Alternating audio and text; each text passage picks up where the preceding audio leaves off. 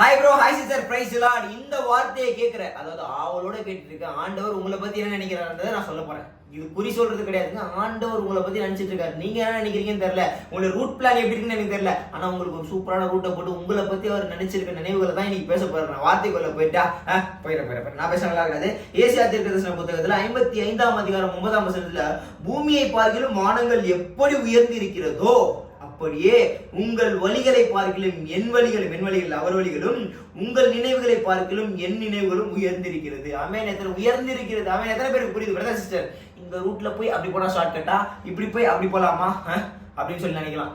நான் கலெக்டர் ஆகனா, நான் அப்படி ஆகனா, நான் பணக்கார ஆகனா, நான் அந்த கார ஆகனா, நீங்க என்ன நினைக்கிறீங்க எனக்கு தெரியாது. உங்களை நினைவுகள் என்னன்னு எனக்கு தெரியாதுங்க, ஆனா அவருக்கு நல்லாவே தெரியும். ஆனா அதுதான் எப்படி சொல்ல பாருங்க, பூமியை பார்க்கணும் வானம் எவ்வளவு பெருசோ அதெல்லாம் காட்டிலும் அவ்வளவு பெருசா வச்சிருக்கிறேன். உன்னை படைச்சதுக்கு ஒரு நோக்கம் வச்சிருக்கிறேன் சொல்லும்.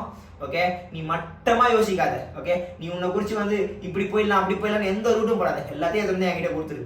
I have a good plan for you. அந்த பிளான்ல குட் மட்டும் தான், நோ பேடு. ஓகே, பேடு வரும் எப்படி தெரியுமா, நம்மளே போய் தேடிக்கிறது தான் வரும். அதனால குட்டு வரணும் அப்படின்னா, பேடான காரியங்கள் வந்தாலும் அதெல்லாம் தாண்டி அதெல்லாம் மெரிச்சு நீங்க ஆண்டவருக்காக நிற்கும் பொழுது குட்டான காரியங்களை உங்களுக்காக கொடுப்பாரு, உயர்ந்ததா கொடுப்பாரு, உயர்ந்த ஸ்தானம். யோசிச்சு பாருங்க, பூமியை பார்க்கல வானம் எவ்வளோ பெருசு, அந்த மாதிரி இருக்குதான். If you want to receive that blessing, okay, உங்களுடைய வாழ்க்கையில நீங்க அடுத்த கட்டத்துக்கு, அதாவது இப்ப இருக்கிறத காட்டில நீங்க அடுத்த லெவலுக்கு போல நீங்க நினைச்சிருப்பீங்க. ஆனா அதோட ஒரு மேன்மையை வச்சிருக்கலாம் கண்டிப்பா. ஐ திங்க் ஸோ, அப்படிதான் நினைக்கிறேன். உங்களுடைய ரூட் நம்ம இப்படி போய் போலாமா, இதை படிச்சுட்டு அதை பண்ணலாமா, அதை படிச்சு இதை பண்ணலாமா. படிக்காதவனே ஆண்டவர் உயர்த்த போது எனக்கு அதுக்காக படிக்காதீங்கன்னு சொல்ல வரல. பட் கர்த்தருடைய பிளானை பிரிச்சு அப்படியே நடங்க.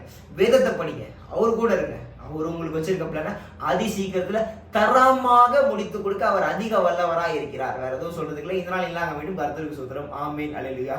Love you.